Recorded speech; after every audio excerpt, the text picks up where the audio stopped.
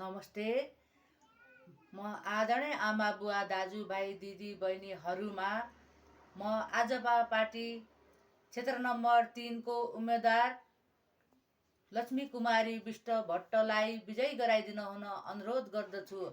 हामी महिला दिदी बहिनी पिछडिएका छौँ र हामी महिला दिदी बहिनीहरूले अघि बढ्नु पर्छ भनेर 16वटा पुरुष र एउटा महिला 16वटा पुरुषमा एउटा महिला लडिरहेकी छु।